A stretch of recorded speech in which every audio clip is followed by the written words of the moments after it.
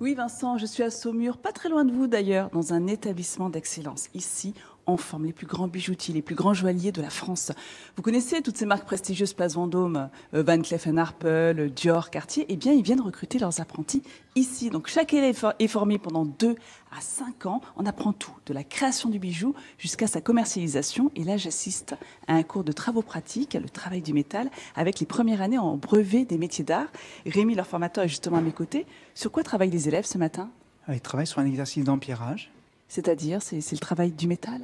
Alors c'est le travail du métal, effectivement, ils doivent disposer des pierres en ligne droite, des pierres rondes en l'occurrence.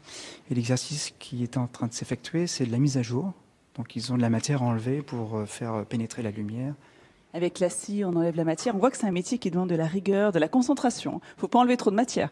Oui, c'est ça, il faut être minutieux et puis habile de ce que l'on fait. Alors, je vois qu'il y a beaucoup de femmes dans cette pièce. Comment vous l'expliquez, ça?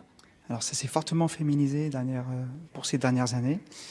Elles sont plus habiles, plus minutieuses. Elles sont meilleures? Je ne sais pas, mais elles ont toutes les qualités requises en tout cas. Et les garçons sont bien évidemment les bienvenus. Évidemment. Alors Louise, qu'est-ce qui vous plaît dans ce métier? Ce qui me plaît dans ce métier, c'est vraiment le côté de précision. Il faut être aussi très patient. Et il y a un côté créatif qui me plaît énormément. Le côté artistique. Voilà.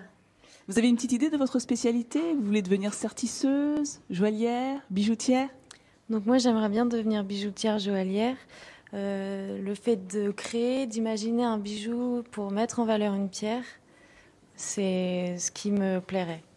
Alors, plus que la mise en valeur du métal, c'est la mise en valeur de la pierre. En fait, Louise elle cherche la création unique, le bijou unique. Alors, les apprentis ici, ils viennent de la France entière. Et tout à l'heure, je vous emmènerai à un cours de modelage, car vous allez voir que le métier de joaillier, c'est finalement un métier de sculpteur. Merci. Oui, Vincent, je suis toujours à Saumur, dans notre centre d'excellence qui forme les plus grands bijoutiers et joailliers de France. Alors là, je suis à un cours de modelage. Je vous explique. Quand on veut obtenir une bague comme celle-ci, une bague bombée, tout en rondeur, on ne va pas la tailler, on ne va pas tailler le métal. On va partir d'un bloc en cire comme celui-ci. On va le sculpter. C'est un peu la technique de la cire perdue. On va faire fondre notre cire qu'on va remplacer par le métal souhaité.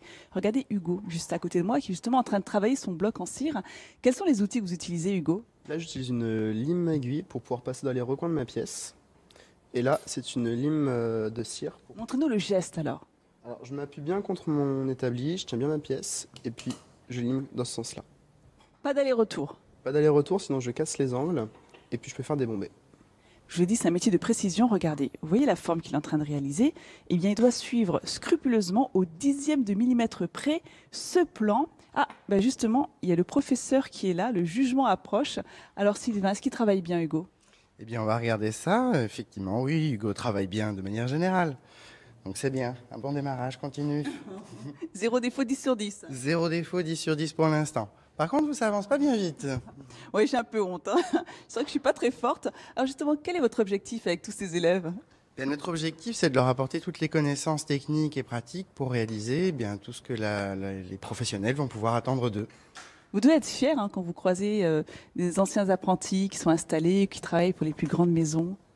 On est toujours fiers de nos élèves, anciens ou même présents, et c'est effectivement un vrai plaisir de les voir s'épanouir dans leur vie professionnelle après. S'ils réussissent à faire tout ce qu'ils souhaitaient, c'est merveilleux. Et donc tous ces apprentis ici rejoindront le millier d'élèves qui a déjà été formé par cette maison qui existe depuis 35 ans. Et normalement, ils sont en situation d'emploi 3 mois après avoir suivi la formation, car c'est un métier où on ne chôme pas.